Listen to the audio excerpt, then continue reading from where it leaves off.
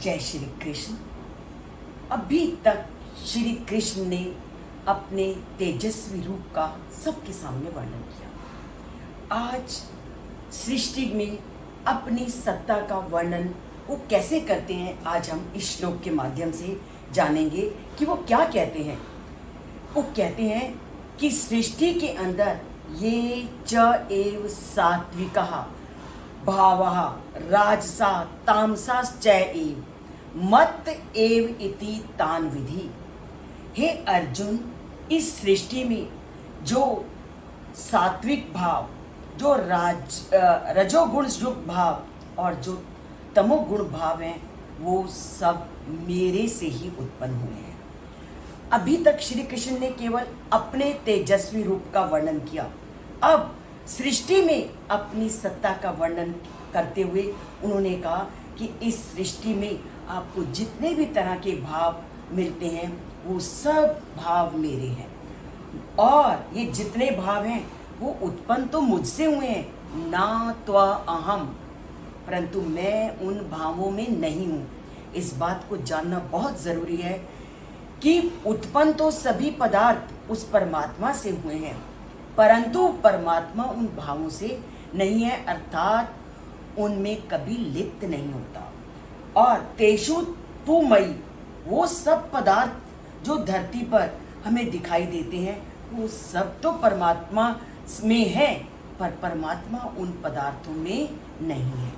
ना तो अहम कहकर श्री कृष्ण ने अर्जुन के सामने अपने निर्गुण रूप का वर्णन किया है। अब संसार में उन्होंने 3 गुणों का वर्णन किया, और वो 3 गुण हैं सत्वगुण, रजोगुण और तमोगुण। और ये हमें साक्षात सृष्टि में देखने को मिलते हैं, क्योंकि हम अपने आसपास क्या देखते हैं, कुछ व्यक्ति बिल्कुल शांत स्वभाव के होते हैं, और जो शांत स्वभाव, सद आचरण, नैतिकता का पालन, अहंकार से रहित, कभी किसी का बुरा ना चाहने वाले होंगे, वो सत्व गुण के व्यक्ति होंगे। और कभी भी कोई दुर्विचार उनके मन में नहीं आता। और रजोगुण का व्यक्ति चंचल, शीघ्रता से परिपूर्ण होगा, और जो तमोगुण का व्यक्ति होगा उसमें वो हमेशा अज्ञान ही घेरे रखेगा। पर तीनों गुणों की मात्रा हर तरह के व्यक्ति में होती है, क्योंकि पर उन गुणों की मात्रा में अंतर होता है।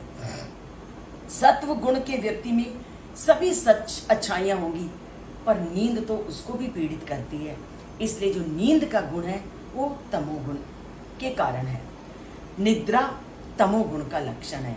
तो ये तीनों गुण इस धरती पर जितने भी जीव, जितने भी प्राणी हैं, वो सब में है, परंतु अगर जिस व्यक्ति में अच्छाइयाँ अधिक हैं, इसका मतलब वो सत्वगुण प्रधान व्यक्ति है। इसके विपरीत जिस गुण में रजोगुण की मात्रा अधिक है, सत्वगुण भी है और तमोगुण कम है, तो वो रजोगुण प्रधान होगा। और तमोगुण कुछ हो सकता है उसमें अच्छाइयाँ भी हों, परंतु अगर बुराइयों का पलड़ा उस पर भारी है तो वो तमोगुण युक्त व्यक्ति होगा। तो ये तीनों गुण हमें प्रकृति में, जो धरती पे लोग आए हैं, प्रकृति प्रदत्त ये तीनों गुण हर व्यक्ति में मिलते हैं।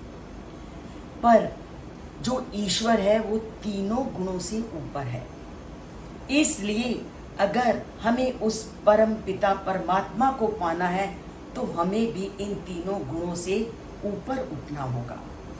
और तीनों गुणों से उत्पन्न होने के लिए हमें सीढ़ी पर सीढ़ी ऊपर चढ़ना है। कि पहले अगर हमारे अंदर तमोगुण है तो रजोगुण की ओर जाएं, रजोगुण है तो तमोगुण को अपनाएं, और तमोगुण है तो उस परम पिता परमात्मा को प्राप्त करने का प्रयत्न करें। तो सबसे पहले अगर हम धरती में आए हैं तो इसका मतलब हमें तीनों गुण हैं, और तीनों गुणों में हमें क्या करना है कि अपने अंदर सत्व गुण की प्रधानता दें। और सत्व गुण का बहुत विस्तृत वर्णन श्री कृष्ण ने आगे 16 अध्याय में किया है। सत्य बोलना, दान करना, किसी की बुराई ना करना, मन वचन कर्म कभी किसी का बुरा ना करना, सबसे पहले अपने अहंकार को जीतना। जिसने अहंकार को जीत लिया वो ईश्वर की प्राप्ति के लक्ष्य की ओर अपने आप बढ़ जाएगा। तो ये श्लोक हमें क्या क्या शिक्षा देता है कि हमें अपने अन्य गुणों को दबा करके सत्व गुण को लाना है और हमेशा दूसरों के कल्याण के बारे में सोचना है। तो आज से प्रण करते हैं कि अपने में प्रतिदिन कोई ना कोई सत्व गुण लाने का प्रयत्न करेंगे, और जब अभ्यास किया जाता है, प्रयत्न किया जाता है, तो वो कभी भी निष्फल नहीं होता। जय श्री कृष्ण।